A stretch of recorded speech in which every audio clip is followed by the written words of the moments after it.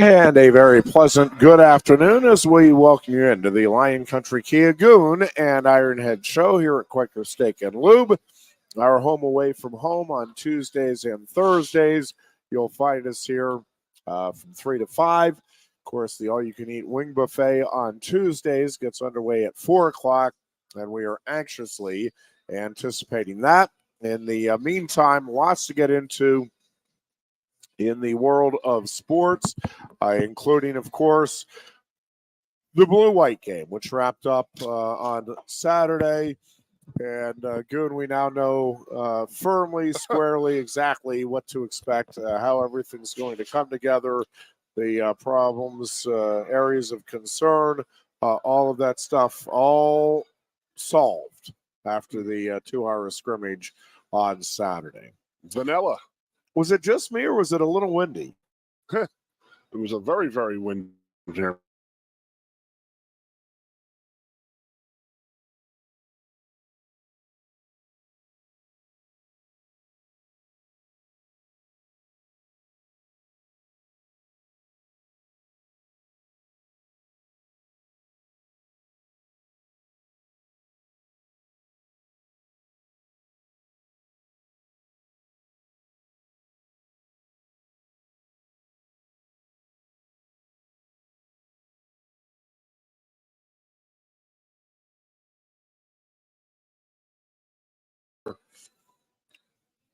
A little more empty than I was expecting. I wasn't expecting, obviously, a packed house. I knew the weather and the wind might keep things down a bit, but kept them down a little more than I would have even anticipated.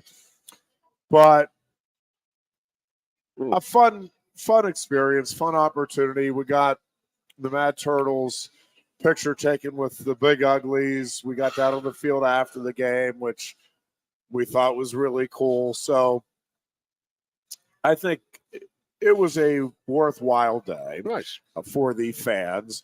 And from the team's perspective, you know, probably the biggest news, and I'm not sure how big of a news item it was for those that have been following along closely, but Keandre Lambert-Smith, obviously, when you saw he wasn't out there, it's like, well, guessing that does confirm. And then he has confirmed since then, obviously, that he is in the transfer portal.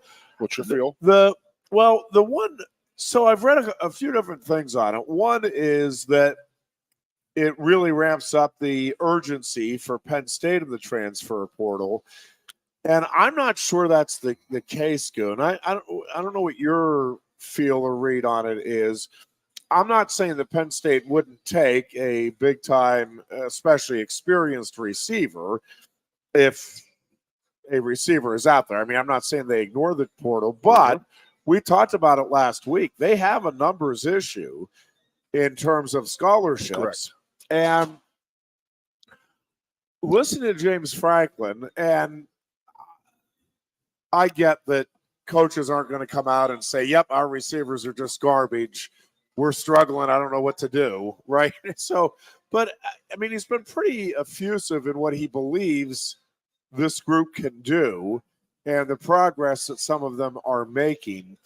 And maybe I'm putting too much stock in it because certainly the production at that spot, at the wide receiver group, I should say, not spot, but that group collectively was not what you wanted or what you need it to be a national title contending team. Yep. But good, it feels to me like I don't even think it's get by or can get by with the group they have. I think they believe that they can be very good with the group they have. I don't know. I'm not going to get into where they rank in the overall scheme of things, but I think they have enough talent there and faith in what they've got. To be very good. So I don't think, again, James Franklin is going to be looking at the portal, all positions, right? I mean, if you're not going to sit there and say, no, we are absolutely set no matter what we're not going to take anybody at any of the positions. But I really don't think Penn State is, and again, feel free to disagree. I don't think there's a glaring need anywhere on that roster where it's like, man, including wide receiver, where it's like, man, they've got to go get some help here. I think Fleming was that help that allows Keandre Lambert-Smith to move on, is my read on it. And I'm not saying my read's right, but I don't think there's that. And I don't know. I mean, I'm not inside the program. Maybe the columnists that I'm reading are much more attuned and they're spot on. It just does not feel to me like, boy, Penn State is up a creek if they don't get some help here through the transfer portal at the receiver position. It just does not feel like that to me I don't think it is at all. Yeah. Honest to God, like we said, there's 8 guys. We're 8 people over the scholarship limit for the fall. Sorry. No, you're good.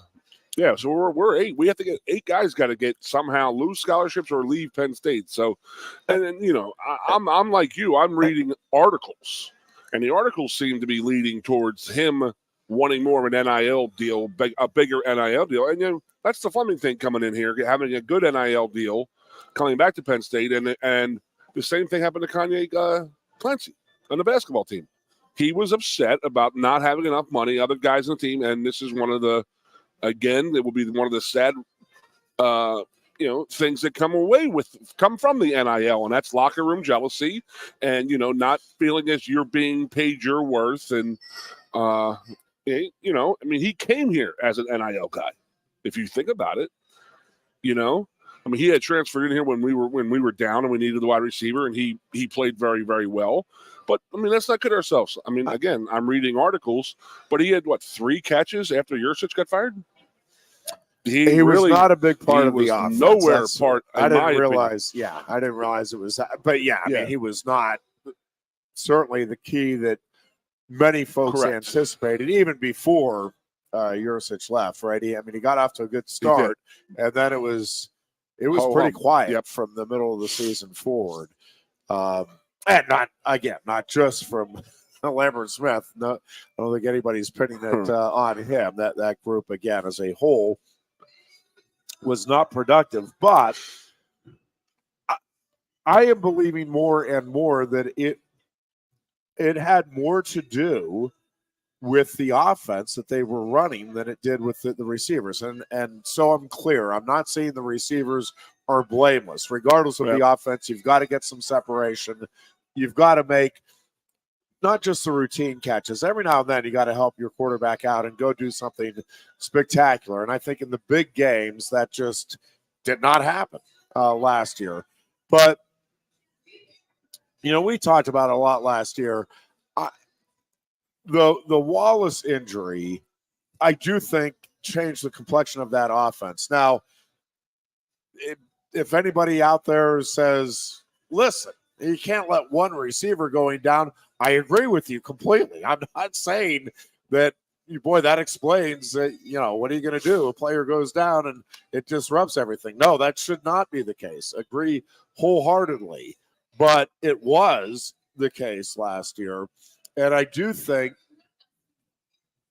with what I'm expecting, and I did like what we saw, and I get that it was a pretty watered-down version of what we're going to see from Konelnicki. Talking to a couple people who are a little closer to the program, I will just tell you that they are, and I don't have inside information about exactly what is going to be utilized, but I am telling you people that are in the program or close to those that are in the program will tell you that they are jacked up about some of the wrinkles that are coming in the fall. And you've heard those rumors too, huh?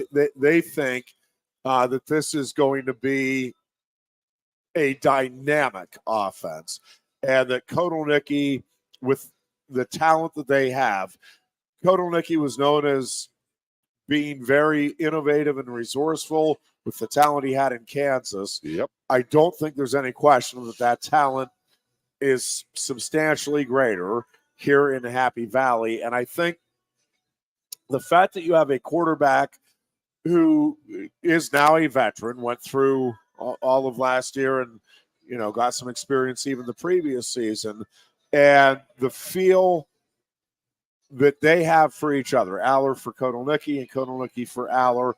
And by the way, I am more convinced than ever, and I know it was the blue-white game, and I'm the same guy that got all jacked up about Kenny Pickett taking that next step because of the preseason with the Steelers. So I get it. I'm trying to take it with a grain of salt, but I am telling you, I really think that this offense is going to take another giant leap, and part of it is going to be Bo Pribula. I am convinced after watching that blue-white game that Pribula is going to be a big part of the offense, not the starter, not a quarterback battle, nothing like that. But I think short yardage situations and maybe even picking some spots here and there throughout the game, yep. I think he is going to be a dynamic component and is one of those wrinkles that will be consistently something that opposing defenses have to prepare for. And I think it's going to be very difficult to prepare for because I think a lot of what I kept waiting for and thinking was going to happen last season and never really did to some degree once Jurisic was out. Yep.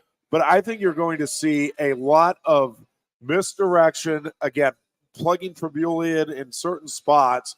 And listen, if you're an opposing defense and you have Nicholas Singleton and Katron Allen and you have Pribula, and you have one run back going one way, the other going the other, and the quarterback, misdirecting either or both sides, that puts a lot of pressure. I don't care how good a defense you are. That is a lot that you're having to digest in a short period of time. So I'm excited about running what backs this on the is going field to at one time is going to be a big thing. Yep. He seems to understand that. And I do want to get this off my chest, and that is Saturday was not exactly a great day for Aller, but it wasn't going to be a great day for anybody. Yeah. No one really throws in that type of – I mean, that was classic blue-white, just slop weather. Nice sunny day, but the wind was just outrageous, and you really couldn't throw anything in that. So I'm okay with what I saw out of Aller. Some people are out there on social media complaining about it big time that, this is what we're going to get. And it's just like, you need to just chill. It is unbelievable how quarterbacks are held to a different standard. Yeah, and listen, I get it. And yes, would I have loved to have seen Aller go out there and complete 90% of his passes? Of course. I mean, nobody's going to sit here and tell you it wasn't a little disappointing to see the lack of completions, but I'm with you. I do think the wind had something to do with that. I also think you are, and you can say I'm contradicting myself, I think you're getting a lot of different receivers comfortable with new roles and looking to step up. And I don't think the timing is down the way they want it to be yet. And I think that's fine. We're in April. If that offense looks like that against West Virginia and Aller's completing less than 50% of his passes in Morgantown, yep, all right, I'm with you. We've got an issue, and look out. It isn't something we saw. That was not an issue last year. I have trouble believing that Aller regressed here from the end of last year. And we talk about this all the time, Goon, and I attribute it more to the wind, but it is possible that he just had an off day. And I know fans don't like to think about the possibility that their heroes or their players, the stars that they're relying on, you got to go out and produce, man. Yeah. The way you do every single day when you're at work. Is that what you do? Never a bad day at work. And again, there are days where it's like, no, I prepared, I know what I'm doing, and it's just off. you can't explain it. It's like, man, it's frustrating as can be. But we all have them. Whether you recognize it or not, that's on you. But we all have the days where it's like, and again, I don't care how good you are at what you do. I don't care how experienced you are in your profession. There are days where it's like, oh, crap. I don't know what just happened. Just don't have it. That was just bizarre. Not in me today. And I just throw it out there as a possibility that Aller had an off day. I really do think it had much more to do with the wind myself. But yeah, well, the wind was horrendous out there, and it is a throwaway game to begin with. So it's like I have always felt like that. I mean, did you see what Ole Miss did, by the way? But by chance, they had like 4 different things going on. This is not a lie. They had a dunk contest. They had everything but a football. No, game. I did not see this dance. They had a hot dog eating contest with Joey Chestnut and some of the players out there and the fans. I like that. They had a dunk contest. They had some autograph sessions, stuff like that. So that's where we got to go with this. I'm telling you, it's just the game was such a waste. You know what I mean? It's like it's a wasted practice for the team because they can't practice it because they're trying. I mean, they probably played one defense and probably had just 1 or 2 offensive sets. I don't think they went too crazy because you don't want people looking at it and watching what you worked on in the spring. That's just, in my history with the blue-white game, it was just like the game was as vanilla as it possibly could be. So let me ask you something, and I think I know the answer, and I'm being half facetious, but there's a part of me that wonders if any coach would do this or no, that's just preposterous. You've got to be working. But what if, and this did not happen Saturday, but what if, and take Penn State out of the equation, just you're coach of Team X, and you're going to incorporate the West Coast offense. It's brand new to what you're doing, and you're working on it all spring. And then you tell the players for the spring game, which you know is going to be televised and people are going to be checking out, meaning other coaches and stuff. Yep. You're like, and again, part of it would be almost impossible these days because you are allowing the media some access to practices. Mm-hmm. And I think just about all, if not all, schools are doing that, right? Like I'm not aware of a school that's like, nope, the media can never come see anything. But if you had the ability, would you not just love as a coach to get the players together the night before the intra-squad scrimmage and listen, we're going to show triple option. And we're going to tell the media stuff. That we're really working triple option. And just do or something. I mean, whatever but something that you are not doing and that you haven't worked on and won't work on again.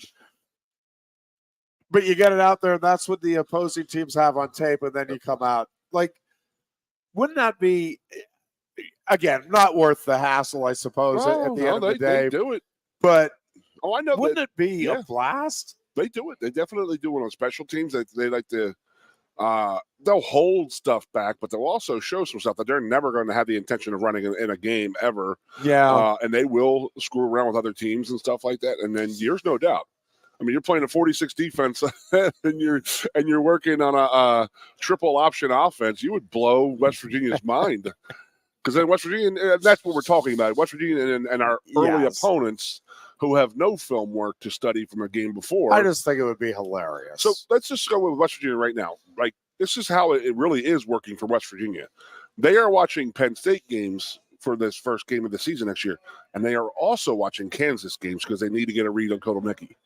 And Indiana games. Yeah, exactly. And, I mean – yep, that's what they're breaking down. And they're not just breaking down Penn State because we're different on defense and different on offense now. So they go to the source of where the offenses come from. And imagine trying to find Indiana film. They'd be like, well, there's only like 3 known copies of game tapes in Indiana history. Yeah, but that was always a crazy one. Like we were watching I opened my senior year, 1995, with the Zach Thomas-led Texas Tech Raiders. They came up here. Our opening game. Somehow we had their spring game on tape. I don't know how it happened, but It's magic. Yeah, we were watching the spring game. This was before all the games were on national Everywhere, TV. yeah. Now it was on like a local back in the day.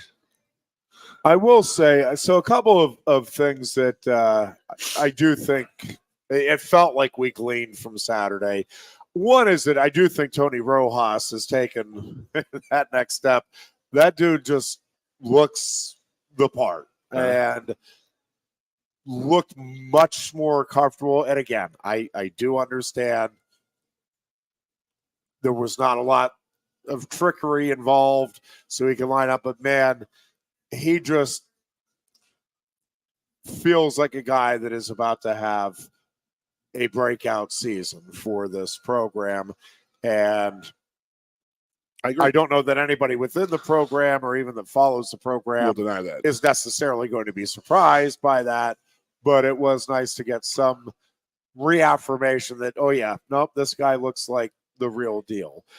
I do think this secondary, cornerbacks included, has a chance to be really good again this year. The safeties, obviously, but I was impressed with what we saw from A.J. Harris in particular, but the quarterbacks in general. And at the end of the day, again, I don't know how much we actually gleaned about what to expect in the upcoming season, but I think it was a good day, fun day for the fans, and it feels like this was a very productive spring. I had a chance to talk to a couple of people that are on the beat, and I think I can sum up that they feel as though players and coaches are in full agreement that, yes, this was one of the most productive springs, and that everybody seems to have a really firm handle on what it is that they as individuals are trying to do and how that fits in to the overall scheme, and that there is a genuine excitement about what they are doing on both sides of the ball. Yeah, I mean, and I think that is a big deal. It's a fresh season. Everything is it's a fresh campus. We're going out there with a new DC, a new OC. And any players jump out at you who normally wouldn't, because that's usually what happens in a blue-white game, because everybody seems to have a chance to play, and usually it's a redshirt freshman who hasn't played football in a year and a half.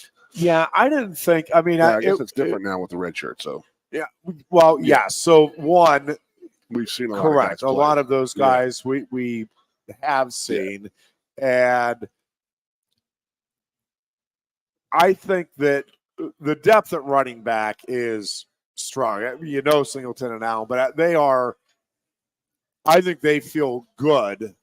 I'm not saying they have Singleton, Allen. There's not going to drop off after those two. I think they have 5 legitimate, good backs that you're like, yeah, if we had to, we can roll with them and feel good about what you can produce with the running game.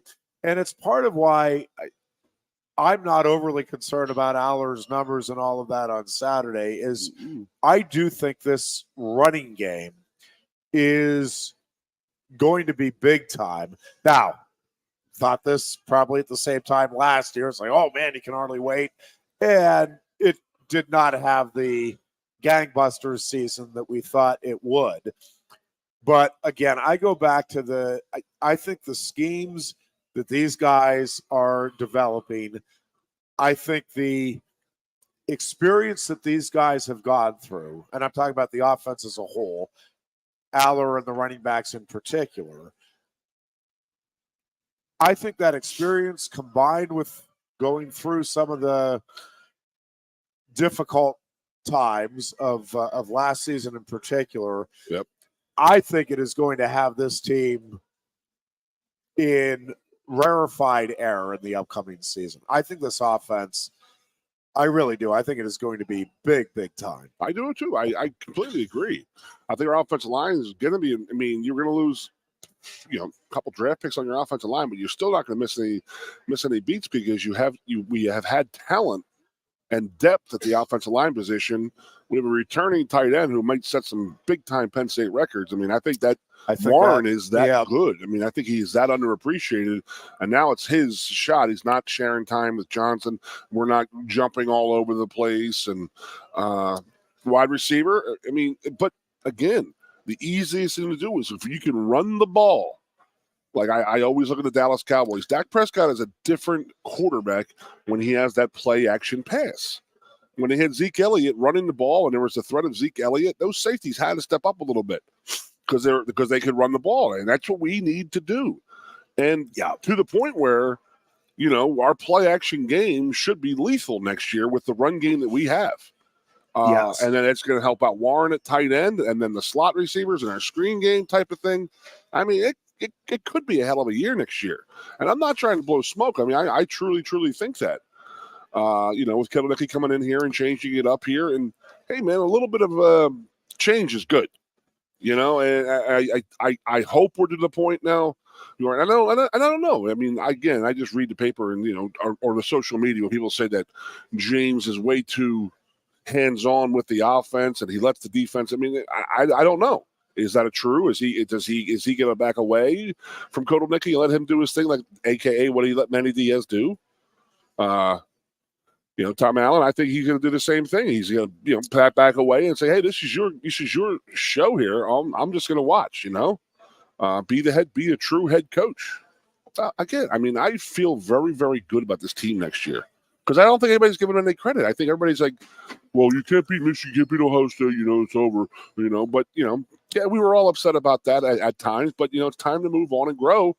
And I think that's going to happen this year. Well, so let me ask you this, and I'm not exactly sure how you even try to measure this, but one of the things that I actually had a couple of different friends bring up with the attendance, and I never even did see. I don't know what they said the I didn't see a number were, either. but it was not an embarrassing crowd or anything like that, but it was not half full. And a couple of people asked me, well, do you think it was more the weather or just people aren't that high or excited about this team? And I think it was more the weather, but I will say I think after all of the hype, and I think it was deserved hype going into last season. I mean, I really thought that team had a chance to do something special, and they let it slip away. I don't know. I don't know, and I go again. I don't know how you measure it, but I am wondering if, to a large degree, the fan base, and we heard from a lot of people last year that we know what Penn State is now. Yeah, they're going to win 9 or 10 games, but they're not going to break through. They're not going to be the team that goes out and wins a national title, and that's just what it is. And listen, fans are going to show up in Beaver Stadium. Like, you're not going to have a bunch of empty seats, certainly for the bigger games next year. But I would think there would be more juice going into this coming season for 3 main reasons. One is I don't think Penn State is sitting around and being complacent about where they're at, right? And that's the one thing that always, bothers me. And I hear it with Mike Tomlin. I hear it with James Franklin. It's like, well, Tomlin's just content to have winning seasons. He's not. If you think Mike Tomlin goes home and celebrates the fact that they had a winning season and didn't make the playoffs or had a first-round exit in the playoffs, I mean, you're out of your mind. If you think James Franklin is like, yes, another 10-win season, let me pat myself on the back. I mean, come on. Like, those guys are competitive enough. Now, you can well, I just don't think he's ever going to get there. That's fine. That's a separate debate. But these coaches are just satisfied with this or that. They're not. And so, to me, the fact that you have, and I get you're replacing Diaz because he moved on and you didn't want to lose him. I understand it. But you have new coordinators and I think a fresh look at stuff and a nice mix, but it's a veteran roster in a lot of key spots. So to me, that should lead to increased excitement, regardless of whether you were disappointed by last season or last few years or whatever. The other two things that I can't believe people aren't going to get more excited. And again, we're in April. I get it. It's just like the election. If you're not jazzed up at the moment for the election, I get it. Man, do I get it. And I don't know that jazzed up is quite the right term, but you're going to be passionate. Most people are going to be passionate by the time November rolls around, even if you don't follow politics. I expect, Goon, as we get into this upcoming season, two things are going to gin up the excitement and the passion and the interest here in Penn State football. I know one. And, yeah, go ahead. The influx of new teams. Yeah, you've got 4 new teams in the league. And you have Maryland Rutgers. And, and so Michigan is off of the schedule, which is not insignificant. But the fact that you have new blood, I think, does add an exciting new wrinkle to the season. And then you have 12 teams in the playoffs this year. Correct. And I understand that, we never did it when it was 4. Big deal. Hey, it's just like the NBA, the NHL. If you get to the playoffs, and I get it, Penn State's not there yet. I'm not presuming anything. But the fact that you have those 12 spots now allows many more teams to be in the hunt. And again, if you get in the playoffs, then anything could happen. Well, Ironhead, top 4 teams are still going to. We'll see. Maybe the top 4 teams, top 4 seeds will meet. Top 2 seeds will meet for the championship. But I think with 12 teams in, it is more likely, Goon, that you're going to see some upsets in the playoffs. I think you're going to have some teams because I don't think even those top teams, like there's that dramatic drop-off, right? And if there is a key injury, if there is a team that for whatever reason you're just stumbling a little bit, we keep talking about it, Goon, but I do think the dynamic of the NIL stuff is going to come into play, especially as seasons go along and some players get a lot of hype and other players who are having great seasons don't get as much hype. How coaches and locker rooms manage that stuff is going to be big. And I'm not sitting here guaranteeing you anything, but it feels, as we sit here in April, like Penn State has a pretty good handle on how to navigate that stuff. I mean, it is a big thing. Like we talked about, I'm losing. I'm coming in and out of here, buddy.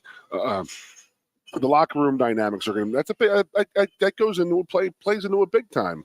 But I know that the fan experience is going to be great because I love going to Penn State games when new teams show up. Yep. Like I can't wait for Washington to get here. You know what I mean? USC's been here. UCLA's never been here. Oregon's never been over here. I look forward to watching those games and seeing those fans and going up, having them walk by my tailgate and say, hey, come here, enjoy a beer. I love doing that. We don't have a hate build up against them as of yet. You lose a couple top 10 matchups against them, there's going to be the hate build up for them. But I mean, yes, we are getting it to the point where this is going to be again. And another thing I want to talk about, Jeffrey, is the Blue White game was early this year. Yeah. I mean, this was probably a week to 2 weeks normally. It used to be. I mean, this is going back. Third Saturday. It used to always be on my birthday weekend, which is the first weekend in May. It was May 2nd. Like when I, Oh, really? it was, oh yeah, it was always, well, I don't know about always. It was Yeah. usually often that first week in, it was early May, Yeah. but I mean, That was pre-me then, because all mine were in late April. yeah, no, a lot of those games when I was a kiddo were played in May, very late Well, April, early I May. understand that James has come out and said why they like to get the game in and out early, and if they do have an injury, that is an extra 2 weeks. That it might play a factor in the upcoming season, but how many guys does that really affect? Type of thing, yada yada yada. But well, I also think, and maybe I'm stretching here, but I think getting if everything that we are being told is accurate, and I think it is, in terms of, all right, now we understand and know what we're trying to do.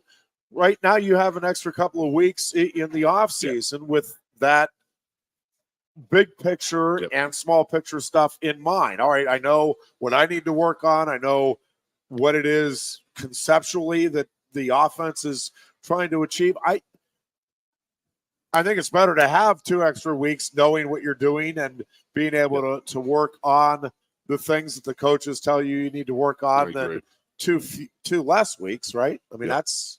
And we didn't have snow this year, so it wasn't like they were affected by having to play. I mean, I had my 4 springs up here. I think 2 of them were like 90% was in Haluba, because it was just like the weather. The snow didn't melt.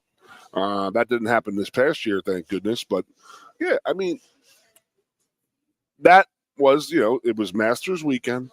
It was the blue-white weekend. What do we say every year? Our fourth year now. We talk about it. It's okay. This is the mark that the spring is here. Summer's on its way. Winter has broken in State College. That's how I always feel about the blue-white game. As a player, you hated it. I mean, as a fan, you loved it type of thing.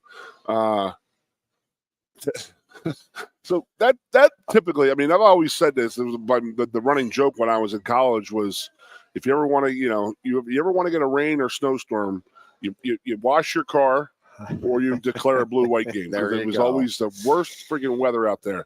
But there are times where Saturday was negligible. It was good. You can negotiate it out there. Just a little bit of cold, a little bit of wind, but it wasn't too bad. The wind was brutal. The wind was whipping. Was tough. Like, it was hard getting anything to stay. And I don't think they really said anything about the wind going into the weekend weather broadcast. Well, Bastardi did. Bastardi said. Yeah, if you're listening on the Fox, there were wind advisories pretty early in the week for what was coming on Saturday. We'll take a break here. We'll cover some other Penn State sports. U.S. Olympic wrestling trials get underway Friday.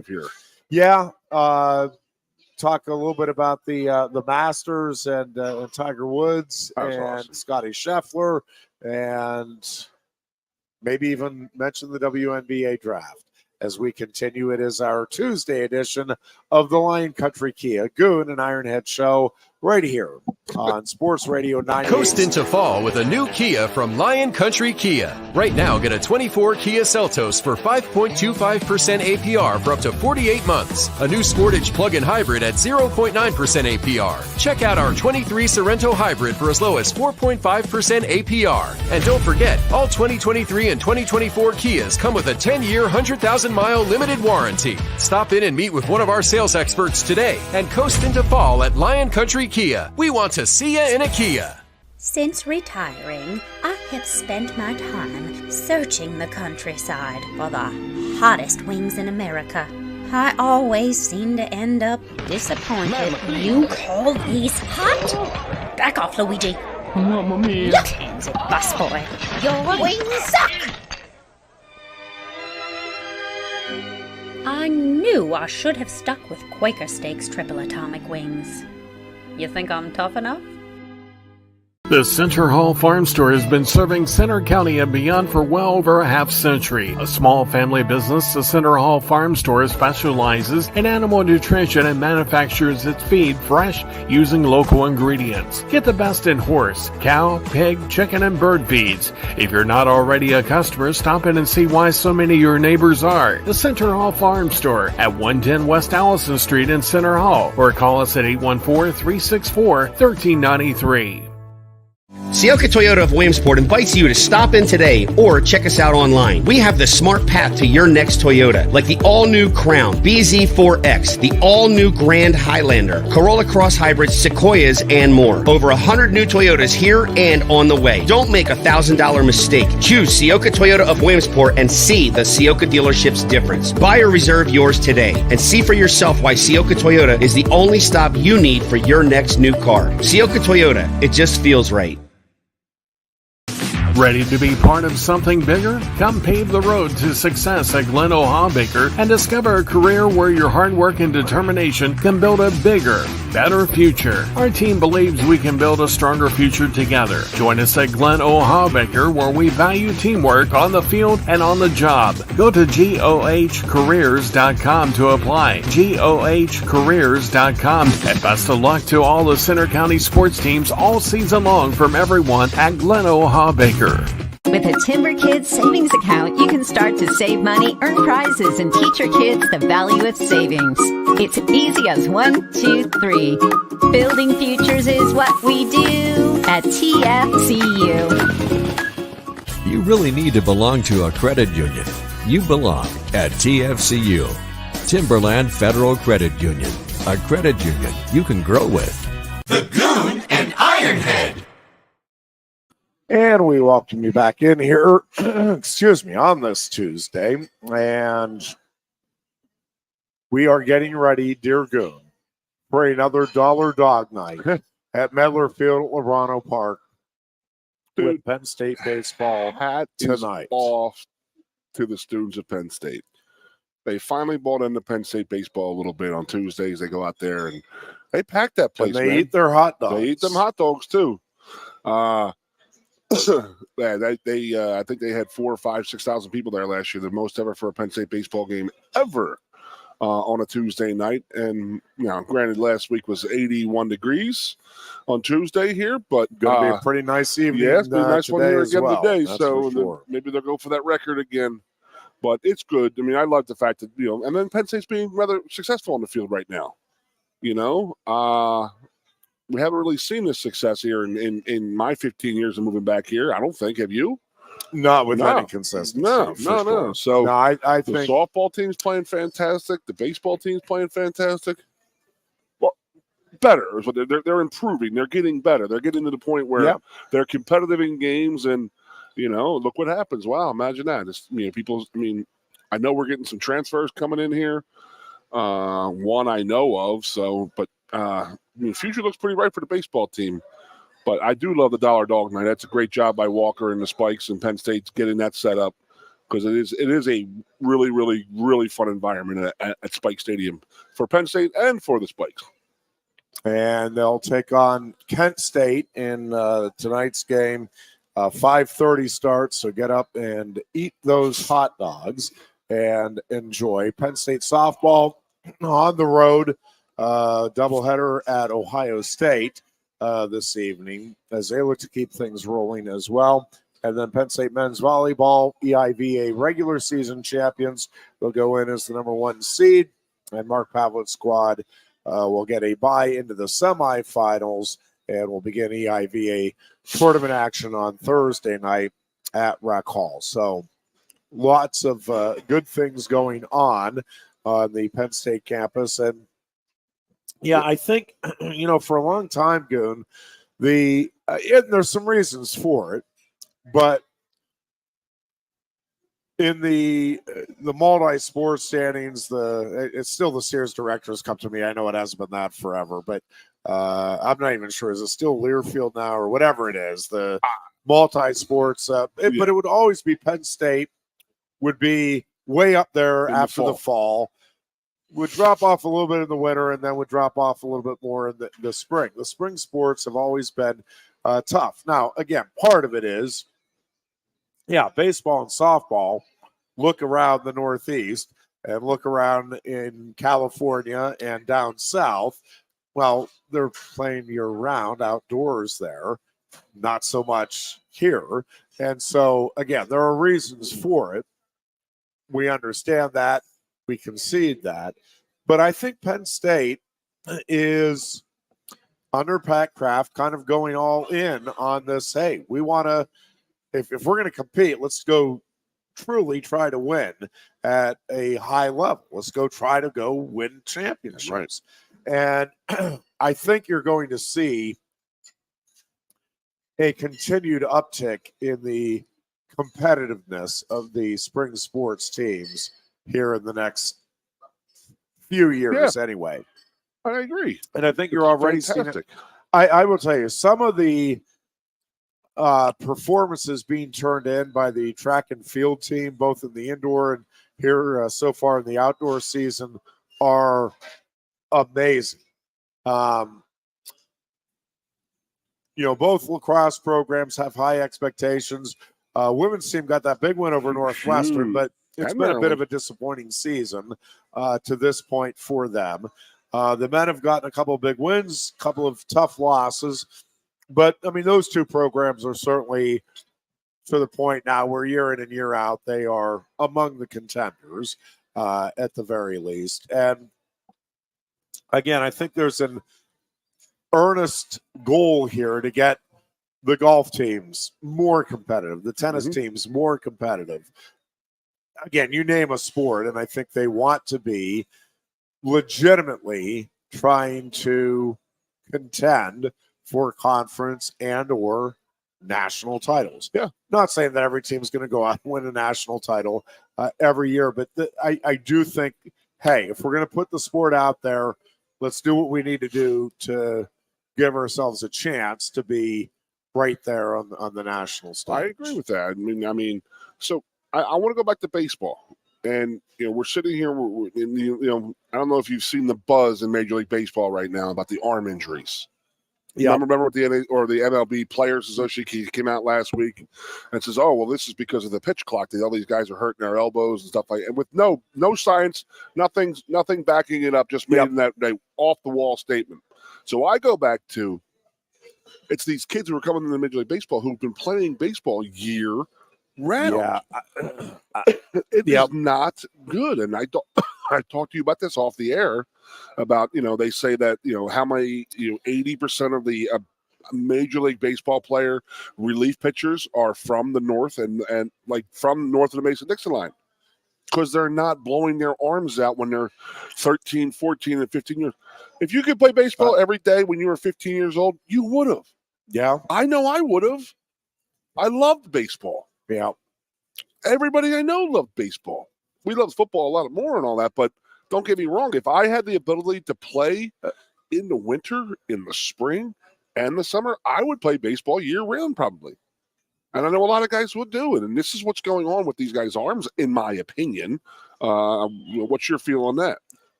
I think you're right. For me, and it's one of the things that I don't know how we go. Well, I don't think we do go back to it. And I don't know if it's even a worthwhile conversation. So while I love baseball too, and I hear what you're saying, for me, as a kid, with the changing of the seasons came the changing of the sports. Cool. Now, listen, I was never within sniffing distance of anything that would lead anybody to believe, ooh, this Byers kid could be a professional someday in this or that. Like, nobody ever watched me playing from the earliest age right through high school or college and said, if this guy sticks with it, look out. So that was not even it was something I thought about, but it was not something I had to concern myself with. But the fall was football. And this is even before, I'm not even talking about organized sports. Mm-hmm. I'm saying in our neighborhood, we had pickup games. Yep. And in the fall, maybe September, we're out there swinging the bat still and playing baseball because, this was back in the days I'm old enough to remember the Pirates were in the playoffs, folks. They Playoffs. won a World Series when I was a kid. So, yeah, we're emulating that. But the fall was football. Winter was basketball and wrestling. And as a kid, we did both those. And every now and then we'd even do hockey. There was a pond. I think I did it, maybe 10 times my entire childhood that we had the opportunity to go down there and do that. I think some others in the neighborhood did it more frequently. But winter was wrestling and basketball, and then spring was baseball. And there were other sports in there. But, I mean, that's what, for me, that's where my focus was. Those were the sports that I followed passionately and the times of the year. And then summer was a little bit of, was baseball also, but it was a little bit of a mix of everything. And it was like, hey, depending on the day, let's whip the football around. Let's ride our bikes. Let's go swimming, all of that stuff. We had the conversation about street hockey. Yeah. It was huge in Philly. Yeah. Yeah, our buzz hit a little earlier with the Flyers because the Pens didn't really jump off until 84 with Mario. Right. But you figure 74, 75 the 2 cup years in Philly, and that's where everybody was playing street hockey. Goon story time. Absolutely. Let's do it. In 1999, I was the offensive line coach at Catholic University in Washington, D.C. But for me to be a full-time employee, I had to do something in the athletic department, so I was the intramural director. So I had a $5,000 budget for like 7, 8, 10,000 kids playing intramural sports. And I spent $4,995.99 on hockey equipment. I'm talking street hockey equipment. I had goalie masks. I had a waffle board. I had multiple waffle boards, helmets, sticks, rolling balls. Man, it was absolutely fantastic. We would go up there. Catholic University was predominantly a Philadelphia area school. A lot of kids going to Philly from Philly down there. So it was street hockey 3 days a week for 3 or 4 hours a night, and it was awesome. Yeah. Absolutely loved it. So, but I grew up, and that was our thing. It was the fall was football, and then when the winter came around, it was street hockey. Then you got into basketball. Then you got into baseball, and you're playing baseball, and oh man, it was awesome. I love the youth. It's like we were always outside. I mean, those memes that say was my alarm clock in grade school was the street lights. When they went on, you had to go home, man. Yep. It was, hey, street lights go on. You need to be home by then. And that's how we rolled. I mean, we didn't have mom and dad calling us or worrying about us. And no, who knows? It's a different world out there right now, that's up for debate type of thing. But, we were always outside. But it was definitely, and I always say this that if you had played organized football before you went and played tackle football outside on a Thursday afternoon, you probably would have broken your neck 500 times because we were always taught, look at what you're hitting, and then follow through and roll your hips and go through it. If you do that with no helmet, no shoulder pads, you're going to break something, most likely your head and neck. So I always thought that was like funny because when you were playing with little kids, you could play all day and just beat the crap out of each other. Then you get older and you're in pads and everybody's getting hurt. So, yeah, funny how that works. I loved it, though, and I know you did, too. I mean, we still talk about it. Yep. Yeah, for sure. And we've talked about this. I know we don't need to go down the road, but I would just encourage. Actually, it's been on my mind again because I had a conversation with a friend in our neighborhood, and I think her kiddo is 6 or 7, and she's like, this, probably, and she's lamenting that, this is probably the last year where he can do kind of multiple sports, and then we got to figure out what he's going to concentrate on. And I'm like, no, you don't. And she's like, well, it's just that to be, and then she's like, no, I don't want to. She's like, but if like to be competitive, and this is the thing in State College right now, it's like well, yeah, if you want to play on the middle school team, then you've got to have been. And it's like, well, then don't play on the middle school team. Like, go find. And I know there are people that will disagree, and I'm not saying it's across the board. There are always exceptions to the rule. I bring up way too often David Taylor is the exception, but he genuinely knew at a very early age that he had the skill set and the passion, and like, this is what he wanted to do. Right. But David will be the first to tell you that so many of the people that were as good, maybe even better than him at various stages of elementary school and even into junior or middle high school, that they're done. And they were done long before David got to Penn State because they didn't love it. Again, there's always going to be the proteges in anything, right? It's like, hey, don't just play piano, or don't just do this, or like, expose yourself, do some sports too. And then there's always, okay, there is the truly very rare 1 in a million exception. It's like, yep, this kid at age 4 has an amazing talent for playing the piano, genuinely loves it. That's what they want to do. Okay, yep, fine. You have the 1 in a million where it is truly their passion and they have an exceptional talent. By all means, cultivate it. Nobody's saying never ever do you let a rare talent just concentrate on one thing. But that is such the exception. The overwhelming majority of kids, I am telling you, will benefit from playing 3 or 4 sports during the course of the year, at least until middle school. I would advocate at least until high school. And listen, if you are a good enough athlete, if you are now, again, are there exceptions? Wrestling, it's getting harder and harder. We talk about some of the Olympic sports, gymnastics or swimming. Yep, I get it. It's hard to be a 3 or 4 sport star and be elite in those. But again, how many kids, and even in gymnastics, like, people will point to the, Dominique Dawes or Mary Lou Retton, or, you go back over the years, Gabby Douglas.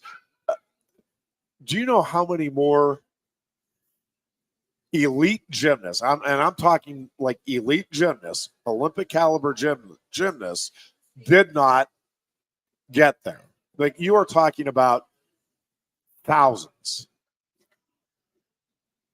So, yes, for the ones that make it, the handful that make it, it's like, wow, that was worth it. I'm a gold medal. I get it, but it needs to be a genuine passion from within to make that worthwhile. Because if you're putting in all that time and you don't get to the Olympics, let alone win a medal, right? Like, you can't feel like then it was a waste of time. And if you're not doing it because you genuinely love it, that is what it's going to be.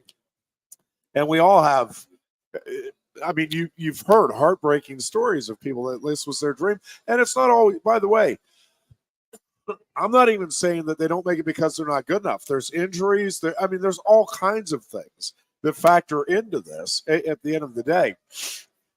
But you give up your childhood. You do. In a lot of very real ways to pursue that in, again, some of those sports. And again, if it is truly a love that comes from within the kid, man, I'm fine, pursue it. But boy, for the overwhelming majority of folks, I just think you're so much better off. And I'm always playing different sports. I'm of the ilk always that multiple sports is the way to expand your athleticism. By the way, not just playing multiple sports. I'm an advocate for playing an instrument, a musical instrument.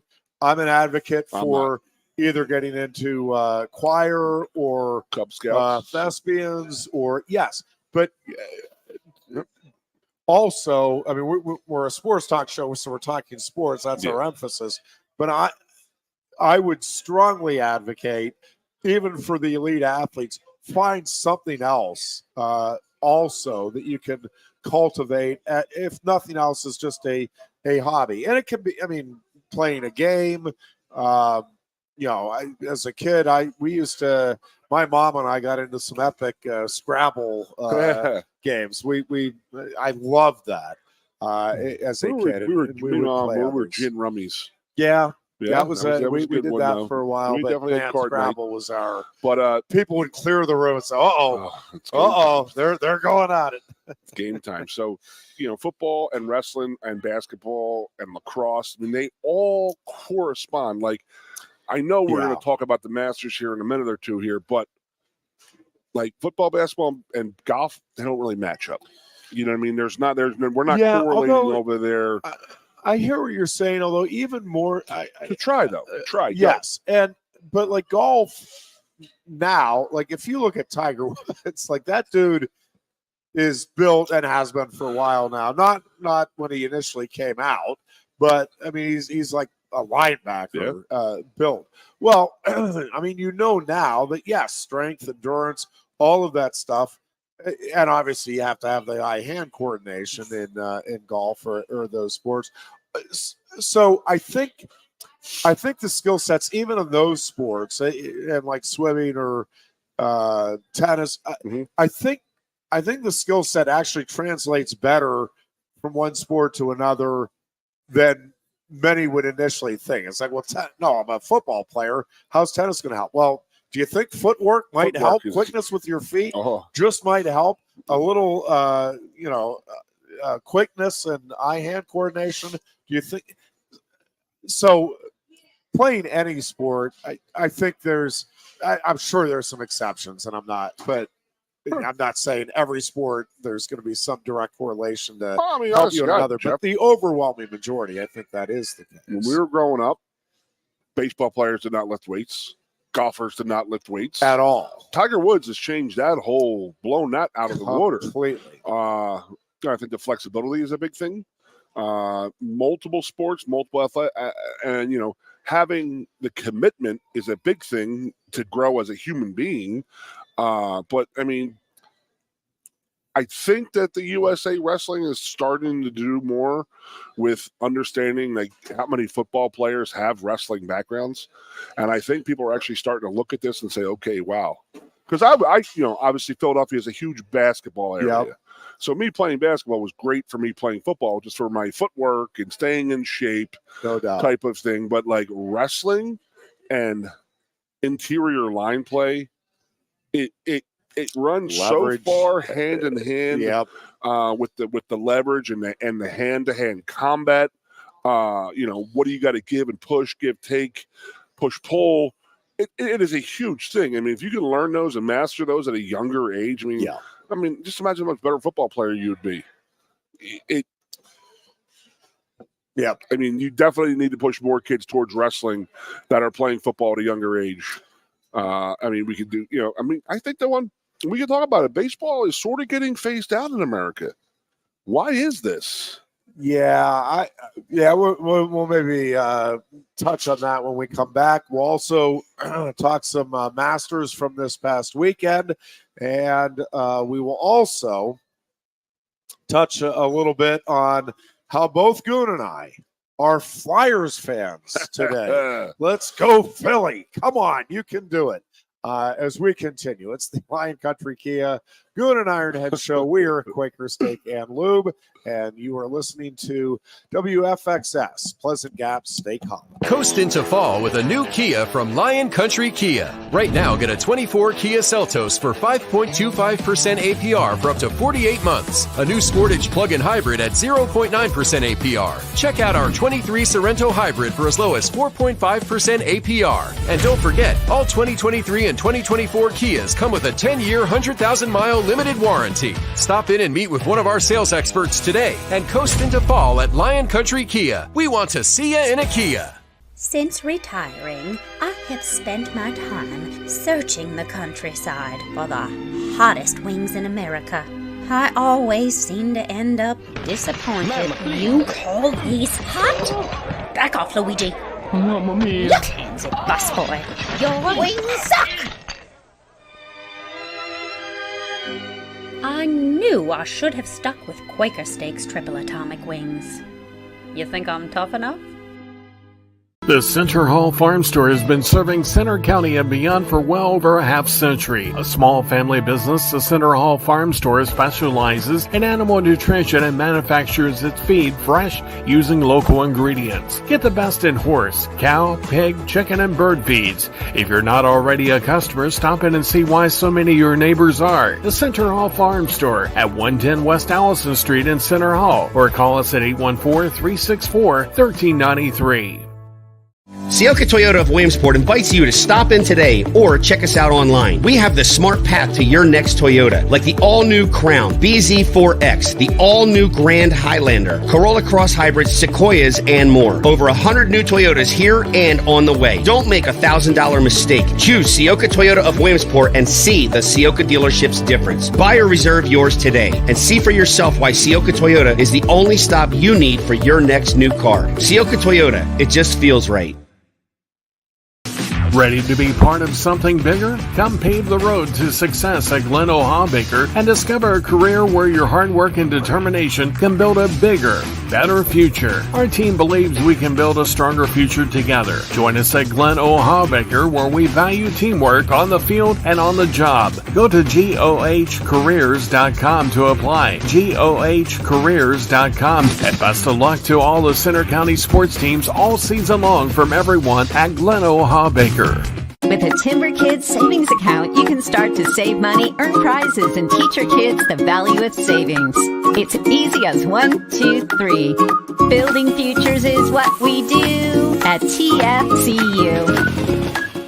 You really need to belong to a credit union. You belong at TFCU, Timberland Federal Credit Union, a credit union you can grow with. The Goon and Ironhead. And we welcome you back in as I finish up my steak salad here at Quaker Steak and Lube on this Tuesday. The Masters, Goon. It was A tradition like no an other. amazing performance by Scotty Scheffler, especially. And I'm glad we didn't have to test him, because I think he was legit when he said, hey, if my wife goes into labor, I'm out of here. Fortunately, she did not, and we got to witness a pretty dominating round of golf, 4 rounds of golf by Scotty Scheffler. And he just right now, and again, golf is one of those games where, I mean, how many people have we said, Goon, since Tiger went on that kind of decade stretch, well, this guy's going to be the next? None of them ever are. Yep.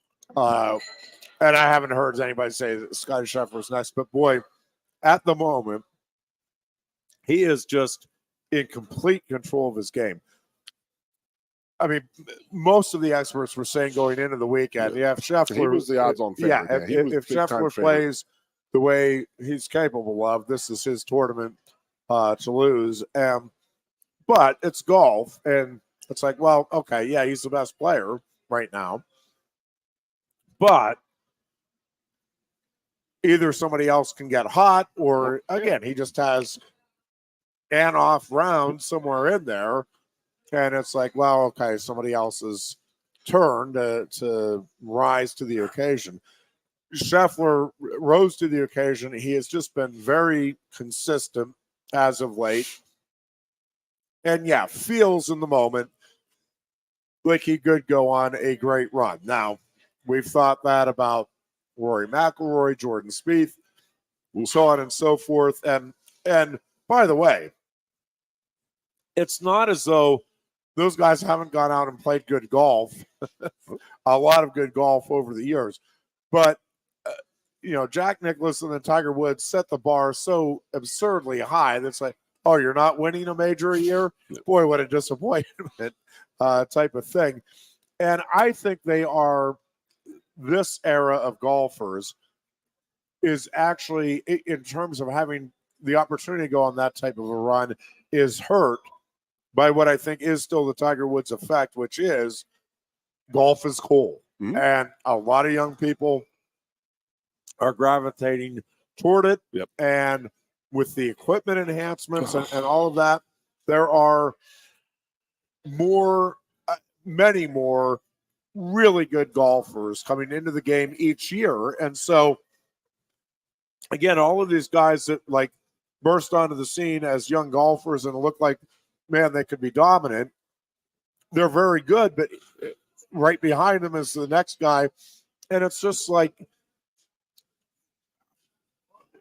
college wrestling right now is, to me, from a competitive standpoint, at an all-time high, which to me makes what Penn State is doing even more remarkable, because I do think, with the exception of Penn State, I mean, there is more parity in the sport than we've ever had. And I think that was evident at Nationals, again, with Penn State being the exception. But, I mean, you had 8 teams or 9 teams within – now I don't have the stats in front of me, but, I mean, it was within 15, 16 points, something like that. Of 2 and 3, right? No, second to 10th. Oh. You had 9 teams, boom, right there. Gotcha. So I think you're seeing kind of a similar thing in golf where, and in wrestling, it's because there's, again, more elite coaches, more kids that are devoted to it, all of that all across the country, getting top-level competition. Same thing with golf. I mean, you're seeing these guys. When did you play golf first? The tournament. Oh, I don't think I ever played we until didn't college. have the opportunity. I'm not sure. We might have gone out and hacked around a couple of times when I was in high school. What, the Tussie par 3 course? No, we never went there. Okay. But we, one of our buddies lived on the golf course. We definitely went out in the evening or early night and just snuck on, hit the ball around a little bit. But I don't. Oh, you had a PM I membership? don't remember going out and. Maybe we did in high school. Kids not much more of an at opportunity all, now to play, in high school. to actually play the game of golf. Yeah, they really. I mean, younger kids do. I played golf growing up just because I was a caddy when I was 10 years old till I was 15 years old. Can I tell you that story? My dad woke me up the first day of summer vacation and said, "Get up." I said, "What's up?" He said, "You're a caddy today." I said, "Dad, I'm 10." He goes, "Well, you look 12. Just tell him you're 13." There you go. You got to be 13 to do it. So, I became a caddy that day. I was a 6'3" 10-year-old. But yeah, kids definitely have much more opportunity to play at a younger age. That's why there is this. But Tiger made it cool. He he truly did. I mean, it used to be the rich white boy sport. There's no doubt. There's no way around that. I mean, that's what it is. It was country clubbers who, to belong to a country club, you had to have some kind of money. And to some extent, I mean, watching it, right? And even now, and I do enjoy watching it, but I get why my wife and others are like, you're watching Carrie guys, can't get into it either. She's like, "What are you doing?" Yeah, you're watching guys hit a ball. Yep. Around a big yard, because like you're getting your kicks out of that. There's no way what they're doing we can never do. That's why I like it. But Tiger Woods brought a vibrancy to that, and I think Jack Nicklaus did too. But that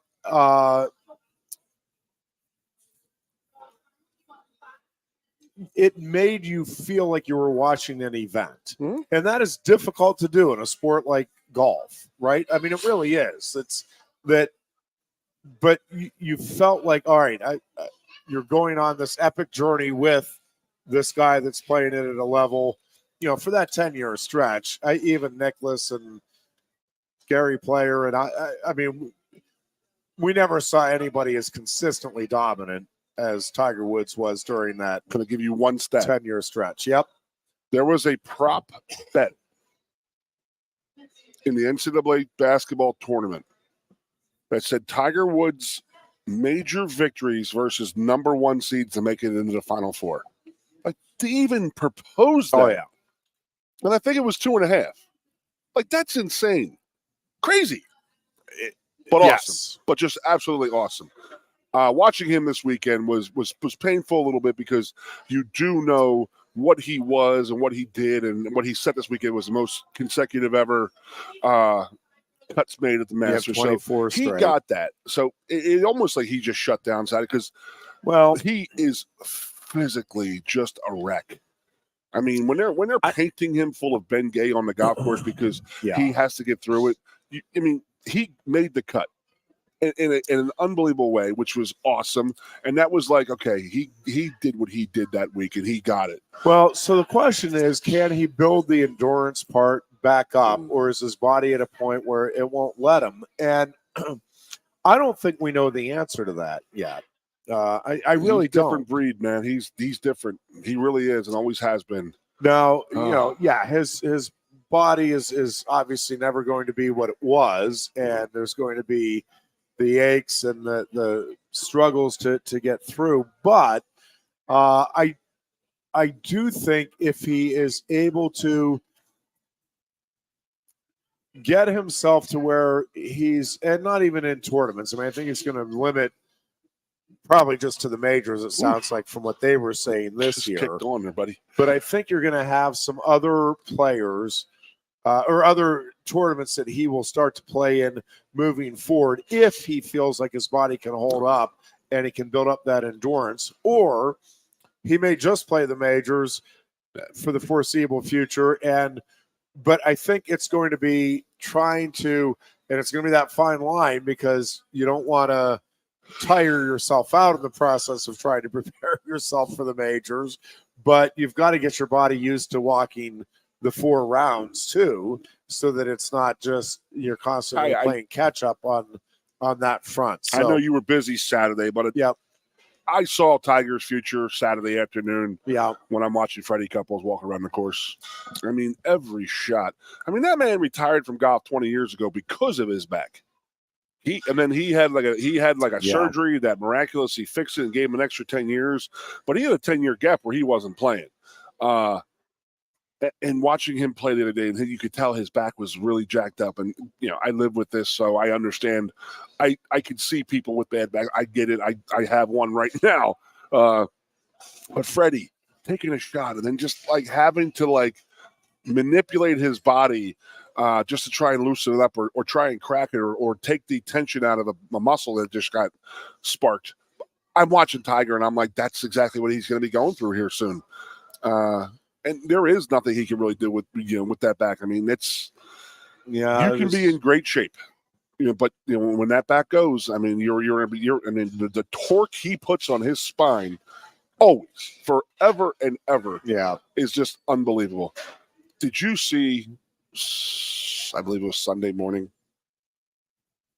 Charlie was on the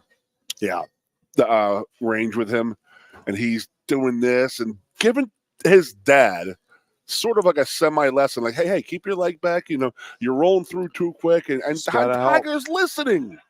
That was awesome to see. Absolutely amazing. I was so happy to see that. That was really, really cool. And that's the guy who's going to come in and save golf, I think, is that Charlie could possibly, if he has anything like Tiger, he can come in and spark this sport. I do want to mention, did you see the McIlroy thing with the Live? There are reports. Now, Rory McIlroy is the most avid PGA Tour back guy. He has defended the PGA Tour like no man's business forever. Yep. There's rumors out there that he's being offered $850 million and ownership, a partial ownership of the Live Tour to go and join the Live Tour. And that's taking one of your biggest stars, your biggest advocates for the PGA, and saying, we're going to buy him. It is 10 times more money than he's made in his career earnings. He's made $85 million in career earnings on the course. They're going to pay him $850 to come and play their course. I mean, I might vote Democrat for somebody who gave me $850 million. We all have our price. I mean, that's where it would be for me, right? I am ready and listening. But isn't that crazy? That's just the PGA or the LIV coming in here with the salty money. Yep. And just saying, you know what? Okay, we're going to get what we want because we're going to buy your tour. We're going to buy your best players. Was Tiger? I think Tiger was offered $500 million, but somebody also said he may have been offered $1 billion to go, and he supposedly turned it down. That to me is insane, crazy. But if they're going to offer that money, nobody in their right mind could fault Rory McIlroy. And I know Rory is he's the most vocal about staying on the PGA Tour, and you owe your living to the PGA. We owe this or owe that. We're talking $850 million. Yep. To go compete to make money. To go compete. Like, you're going to get paid if you make a cut. Yeah, I got news for you. They offer me that kind of money to go be a Michigan fan. Yeah. I'm seriously considering it. Well, I said, would you vote for Joe Biden for that kind of money? I'd seriously consider going and being a Michigan fan for that kind of money. Listen, a couple of other things I did want to touch on while we have the opportunity coming off of what really was a very busy weekend in the world of sports, both locally and on the national stage. But NHL playoffs, we both agree, nothing quite like it. There is a chance, probably a pretty good chance right now, that neither the Flyers nor the Penguins will be in those playoffs. I really thought last night things were breaking the Penguins' way, despite the Islanders taking care of business. And that was kind of the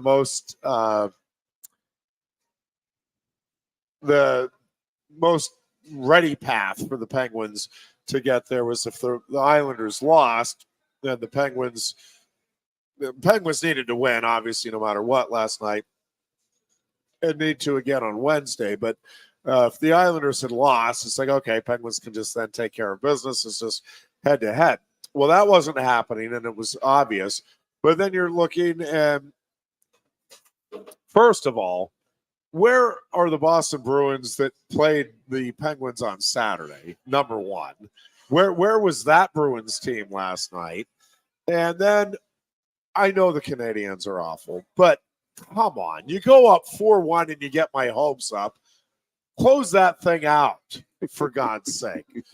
I was all revved up. I'm like, oh my gosh, everything is breaking the Penguins' way. Well, not everything, but enough is breaking the Penguins' way that this is looking really, really good. And then nothing broke the Penguins' way other than the Penguins taking care of business. So we will know tonight or by the end of the night whether or not the Penguins do in fact have anything to play for when they take on the Islanders tomorrow. And they need the beloved Philadelphia Flyers to win tonight, dear Goon. And then they need the Montreal Canadiens to put last night's collapse behind them, come out strong, finish strong, and take care of business against the Red Wings. Those two things need to happen tonight to give the Penguins the chance then if they win over the Islanders tomorrow to somehow miraculously, again, 2 weeks ago, I would have told you by the time we got to tonight, there was pretty much a 0% chance the Penguins would still have any chance under any circumstance. What Pittsburgh has done here in April has been truly astounding. But it may all be for naught, and we'll at least know whether for sure it's all for naught before that Islanders game here tonight based on those two results. Need the Flyers to get the win over the Capitals and need the Red Wings to lose to the Canadiens. If you didn't see it last night, Detroit rallied from a 4-1 deficit, tied the game, and then won it in overtime and picked up two very valuable points. And now, again, if either Detroit or Washington win tonight, it ends the Penguins' playoff hopes here. Flyers going to do this. Flyers going to win tonight over. Yeah, Flyers have an even tougher over the Capitals road. Yeah. Okay, so then they would be 89 and tied with Washington. I believe that they had the tiebreaker. I think.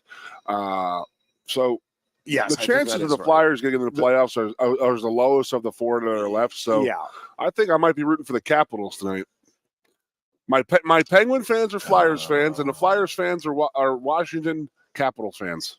Outrageous. Oh, Lord. Outrageous. Well, what if I mean, everything but this else is my falls question. in place? And But then this is my question. by rooting against your Flyers, you I cost will them never root the against my Flyers. chance You know to that. So get into the playoffs. But if they do beat and they let the Penguins in, that'll be just horrible. But I asked you this last week, and I don't know if you gave me the answer, and that is if they don't make the playoffs, do the Penguins blow up?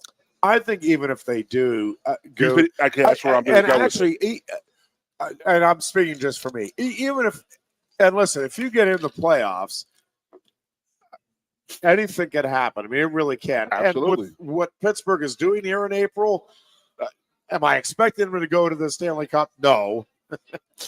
But do I rule it out as a possibility? No. Once you're in, and again, this team is hot. They're riding a hot goaltender. Crazier things have happened, certainly, in the NHL. Now, I still think it's a long shot for them to get in, and I'm very fearful that there will be nothing to play for tomorrow night. More so, I think the Flyers have a legitimate shot here.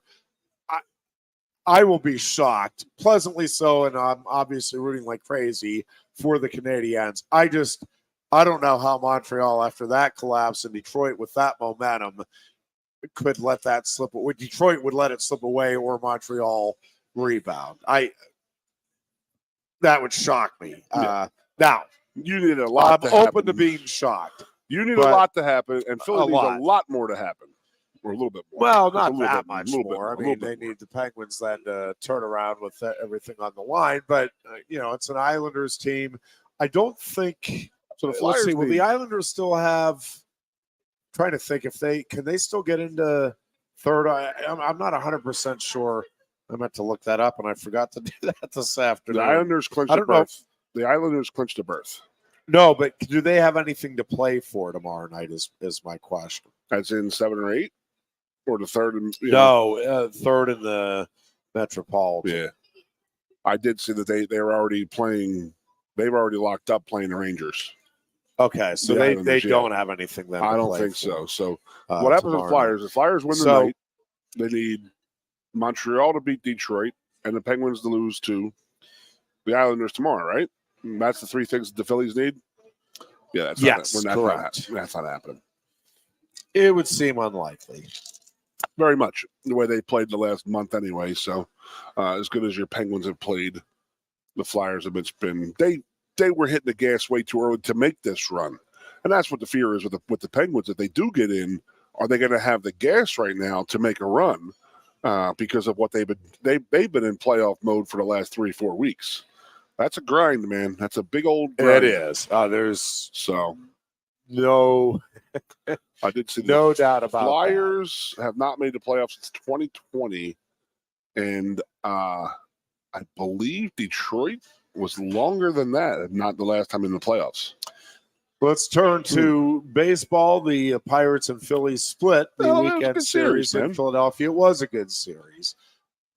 Why are they not in the same division? Why are we not in the same division? Where the hell is Atlanta? The Miami Marlins. Why are they in the Phillies East Division? Come on, man.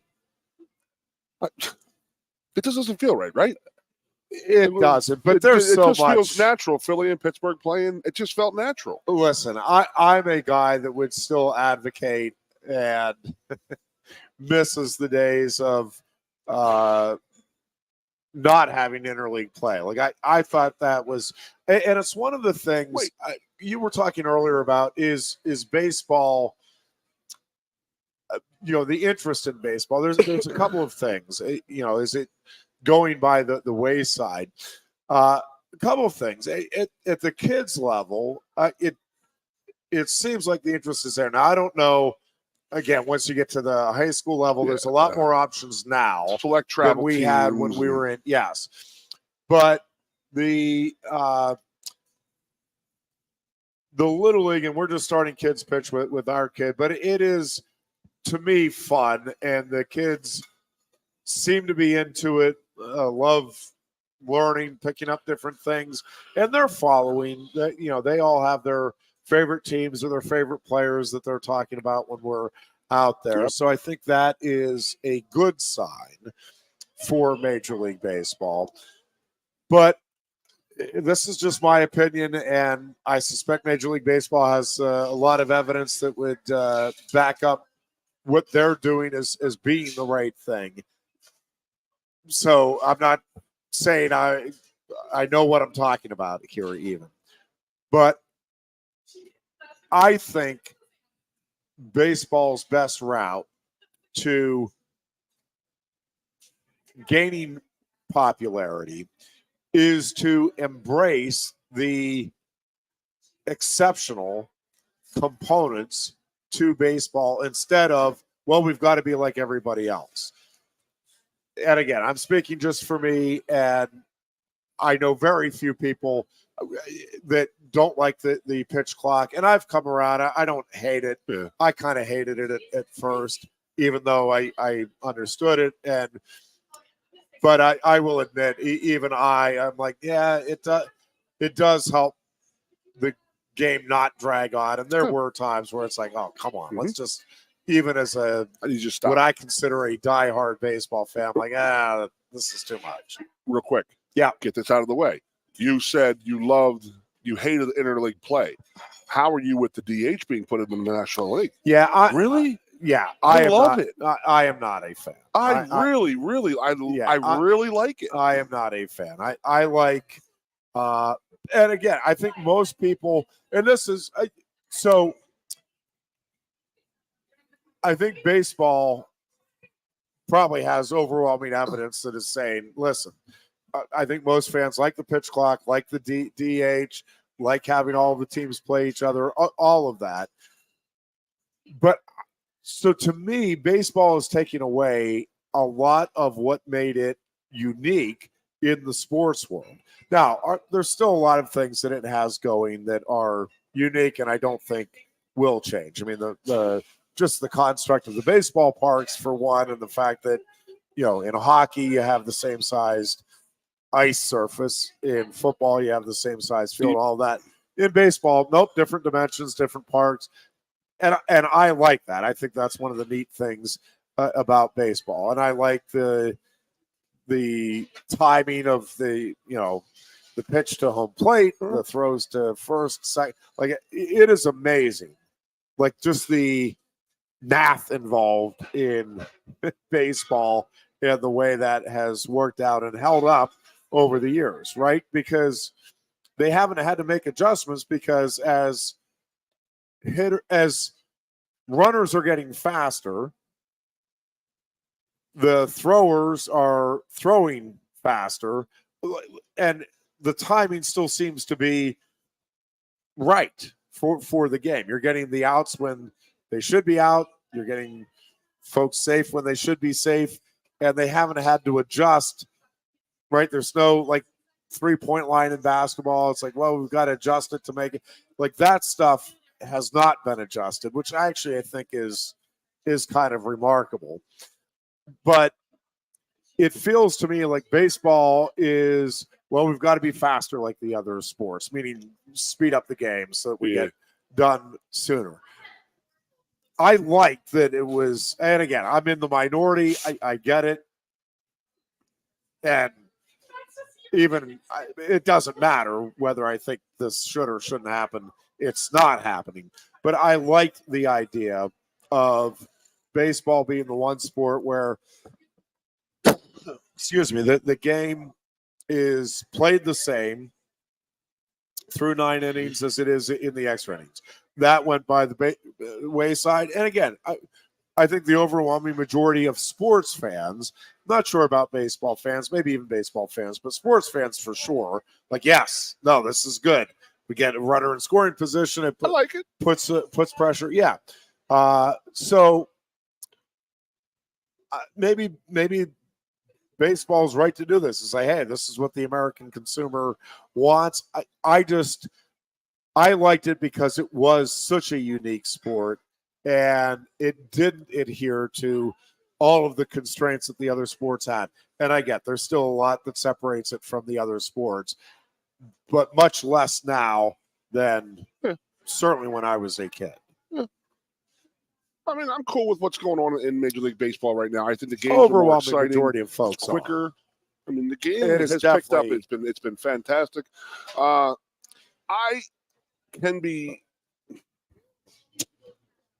could be skewed either way with the extra inning guy on second. You know what I mean? You're already putting the game already at the end, but I know you're trying to save arms is what you're trying to do, because you don't want to have, guy coming in and have to pitch 6 innings because your team can't hit and score a run. You're blowing arms out. I mean, you're tiring your arms out. So most games are over in the 10th or 11th inning. You don't go farther than that. Yeah, That's it's pretty not much very often anymore. Yep. Phillies game last night was really fun with the extra inning, and it was a play at the plate, and they made a great play, and the Phillies ended up winning on one of their backups get a nice little hit. So I found it exciting. The designated hitter going away, I was super cool with, because I just hated.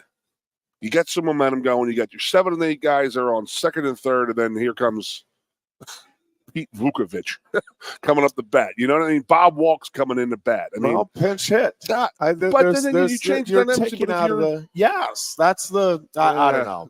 That's. I believe there's more excitement with the DH. I mean, I truly do. And the overwhelming majority of fans. The only problem no I do question have, agree with you. the problem I do have is that we talk about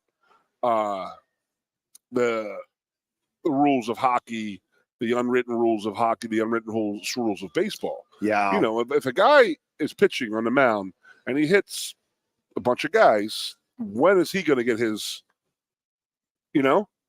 Because you don't have to go up there. You can go be that tough guy, because your teammates are going to have to go up there, and that's the problem. You're going to have Bryce Harper getting drilled in the ribs because the pitchers aren't batting. Guess who's not going to be happy about that? Bryce Harper.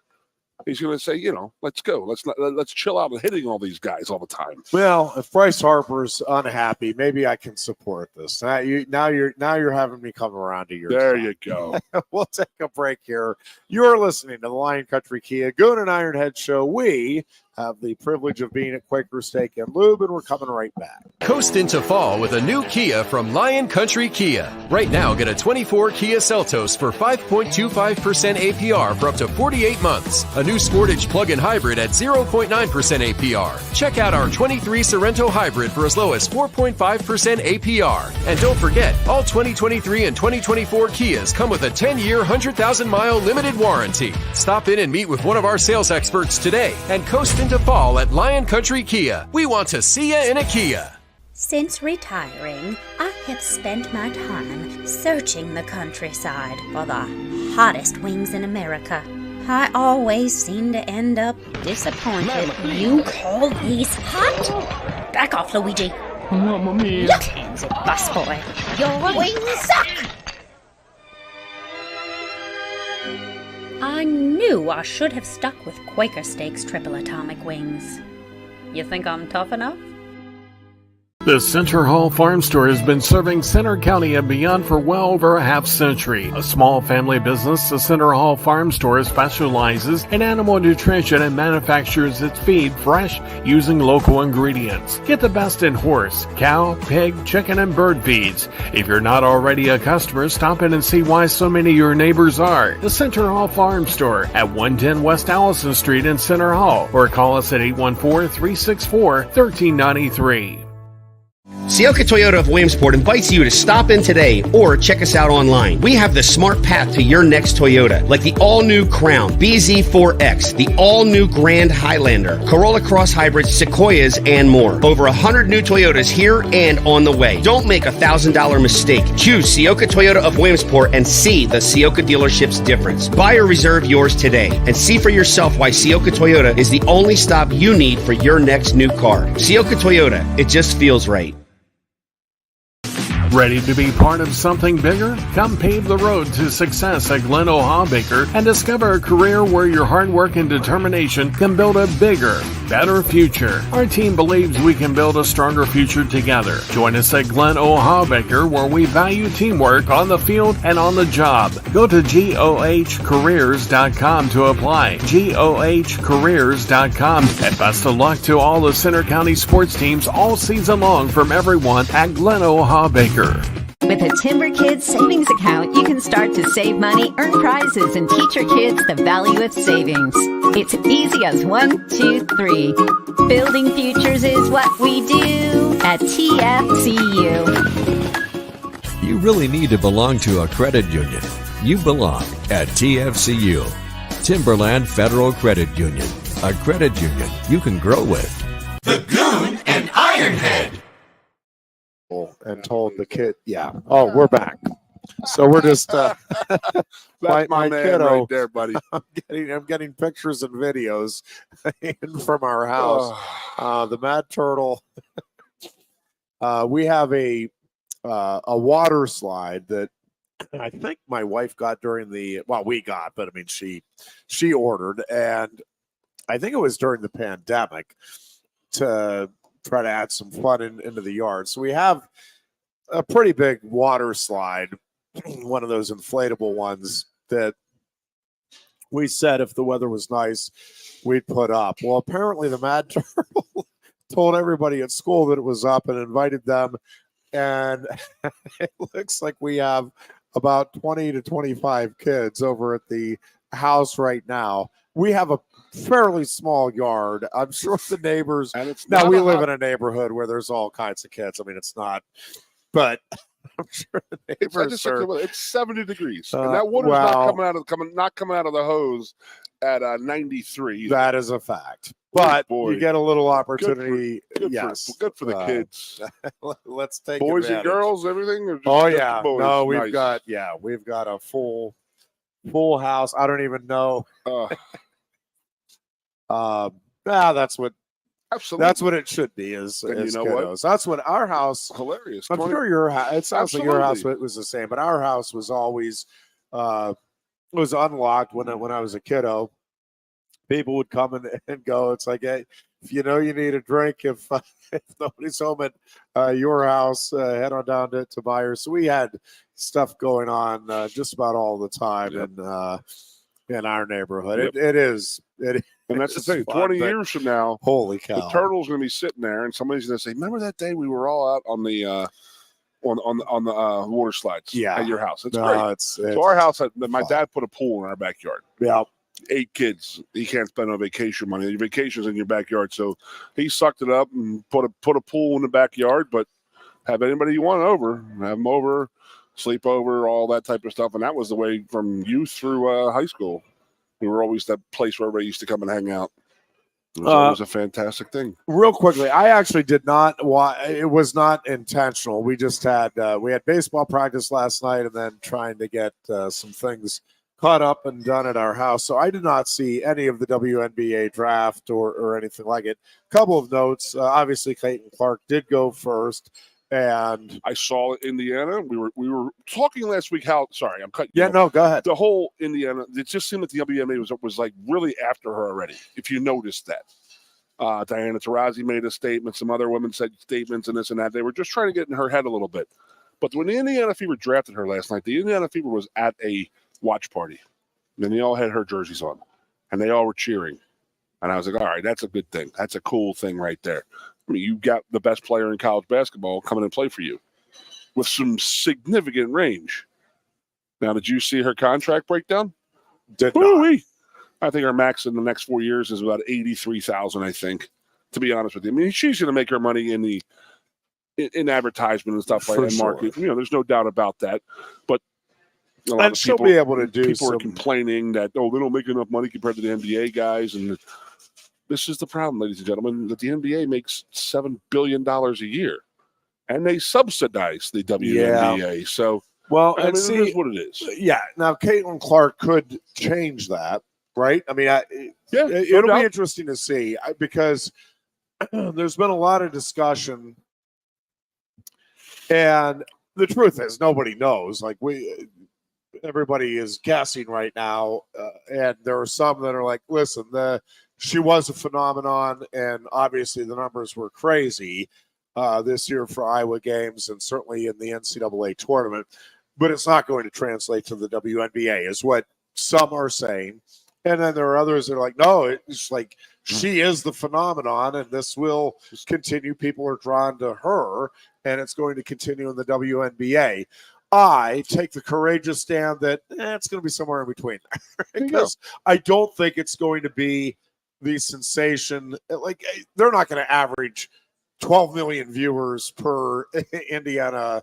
What's their Fever nickname? Fever game on TV, right? Like that's not happening, which is what they got for more than that, I guess, for the championship game then as well, but in the semifinal game. So that it's not going to be, hey, every time she's out, everybody's glued to their TVs around the country. Now, if she gets to the WNBA finals, and certainly if there's a matchup with her and Angel Reese, man, there are some reasons that people will be drawn. And I do think, listen, the attendance numbers are going to be helped, no question, for the Fever, in-person attendance. Absolutely. And TV numbers. Sure. But how dramatically, in terms of the TV numbers, I have my doubts. Now, in Indiana, yes, I do think it's going to be a big draw there.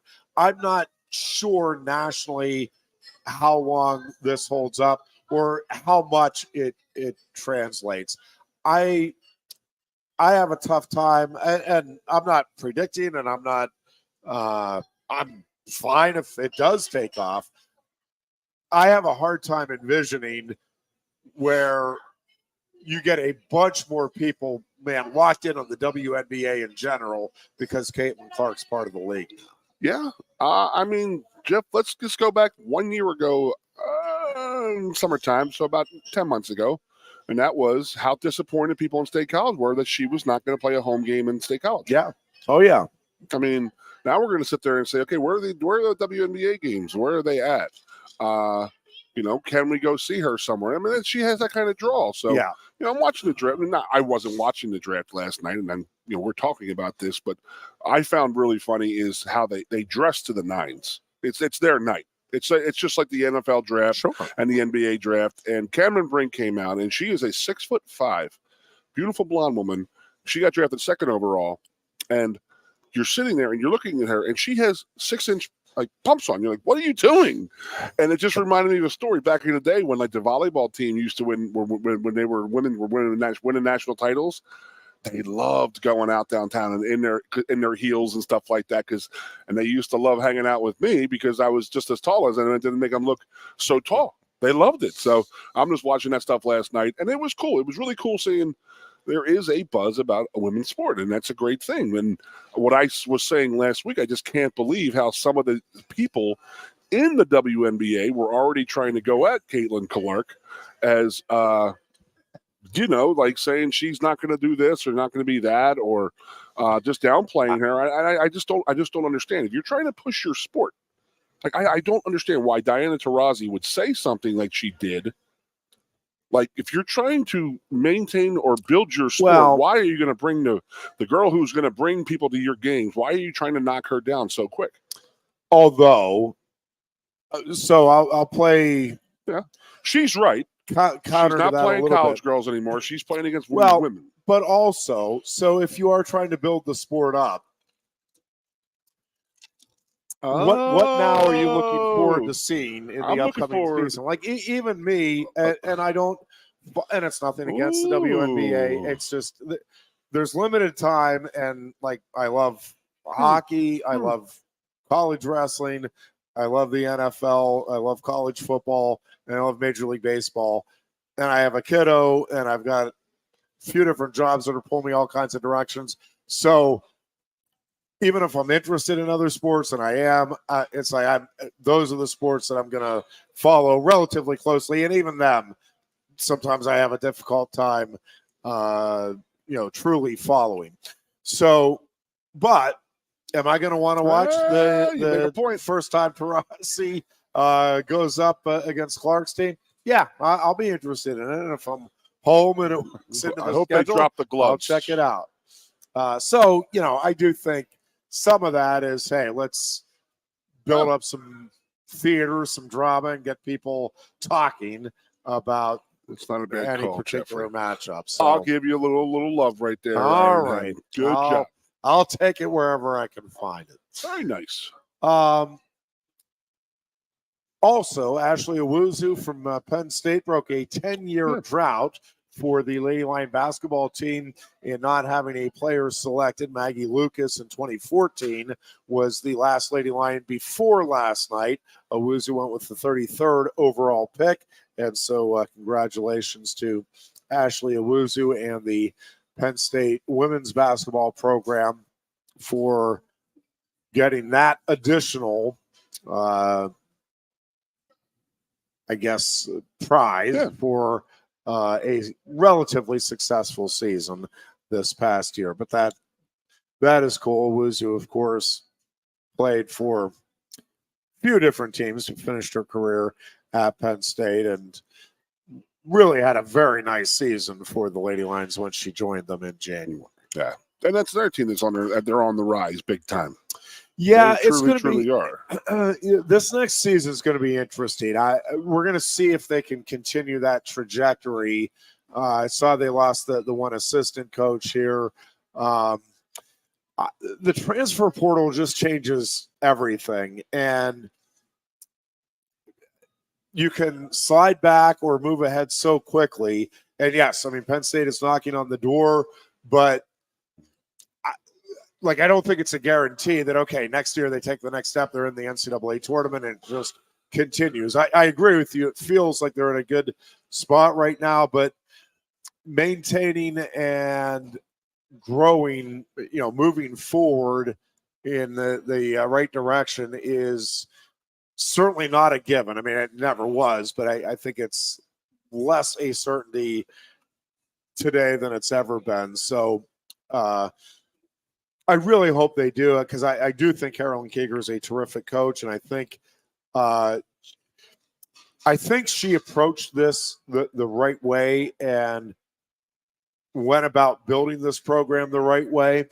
And I think, one of the things that is getting a lot of attention, at least in the college wrestling world, and I think even across sports right now, is there are some that I think are. And it's funny that Tom Ryan, of all people, who's the Ohio State wrestling coach, and if you missed it, and you're not following the wrestling world, Tom Ryan came out and said, this is my interpretation of it, is, hey, we're virtuous at Ohio State. Again, this is my interpretation of it. We're virtuous at Ohio State, so we don't really go after the transfers and don't take advantage of the transfer portal the way other teams like Penn State and Iowa do. And there's a couple of things about that. So where I was going with this was Carolyn Keeger, like all good coaches today, was also very smart in using the transfer portal. Like, I think she's done a good job of building up in-house. But yes, now you've got to take advantage of the opportunities that are there, and every coach ought to be trying to improve their program by all of the legal means that are available. And so Tom Ryan basically was making it sound like, and I forget the exact comment, but it was something to the effect of, Penn State's scoring record should come with an asterisk because they did it in the NIL era. And it's like, well, and again, this just to me makes no sense. For one thing, Ohio State has taken transfers and has had some very successful high profile transfers. So it's not as though this is a program that has just, no, we will not do it because we don't believe in it. Now, Ivy League schools, right, not so much because there's they can't the way these other schools can. But Ohio State, if they're not taking advantage of it, it's because either they're not trying to keep up competitively or people aren't interested. And obviously neither of those put Ohio State in a good light. So I think you're trying to put yourself in a good light. It's like, well, we didn't get the big name transfers like Michigan and Iowa and Penn State. And he's saying the reason we're getting them is because of the NIL money they're making?